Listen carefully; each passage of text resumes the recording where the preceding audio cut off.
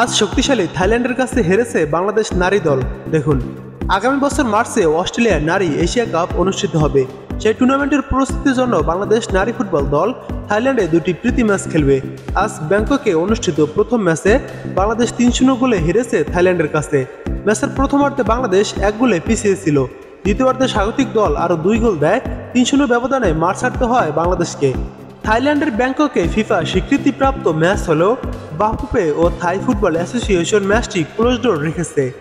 এই ম্যাচ আয়োজনের পেছনে মূল পরিকল্পনা ছিল এশিয়ান কাপের আগে দলের কাঠামোগত ও টেকনিক্যাল দুর্বলতাগুলো চিহ্নিত করা। কোচের অনুরোধে বড় দলের সঙ্গে এমন প্রস্তুতিমূলক ম্যাচের আয়োজন করা হয়, যাতে খেলোয়াড়রা বুঝতে পারে আন্তর্জাতিক মানে টিকে থাকতে কি কি বিষয় আরও উন্নতি প্রয়োজন। বাংলাদেশ এখনও থাইল্যান্ডের মতো দলের তুলনায় অনেক পিছিয়ে। শুধুমাত্র ক্যাম্প বা অনুশীলন করে খেলার মান উন্নয়ন করা সম্ভব নয়। এজন্য নিয়মিত আন্তর্জাতিক ম্যাচ খেলা অত্যন্ত গুরুত্বপূর্ণ। প্রতিটি ম্যাচ থেকে নতুন কিছু শেখার সুযোগ আসে, আর সেখানেই লুকিয়ে থাকে উন্নতির পথ। ম্যাচে হার জিত তো থাকবেই, তবে সবচেয়ে গুরুত্বপূর্ণ বিষয় হলো ভুলগুলো খুঁজে বের করে তা সংশোধন করা। আমরা চাই বাংলাদেশ নারী দল এই অভিজ্ঞতা কাজে লাগিয়ে আসন্ন এশিয়া কাপে আরও শক্তিশালী প্রস্তুতি নিক এবং ভবিষ্যতে বড় দলের সঙ্গে সমানতালে লড়াই করার সামর্থ্য অর্জন করুক।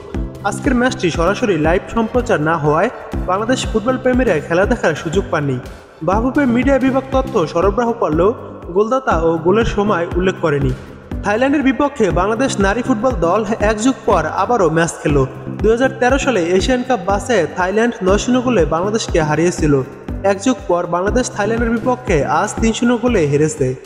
থাইল্যান্ড নারী দল এশিয়া কাপে নিয়মিত দল, এবার ভারতের বিপক্ষে হেরে এশিয়া কাপে খেলতে পারছে না তারা। ফিফা র্যাঙ্কিংয়ে তাদের অবস্থান 53, যেখানে বাংলাদেশের র্যাঙ্কিং 104। বাংলাদেশ প্রথমবারের মতো এশিয়ান কাপ নিশ্চিত করেছে। গত জুলাই ঋতুপর্ণা আইফেদাদের নারী এশিয়ান কাপ খেলা নিশ্চিত হয়।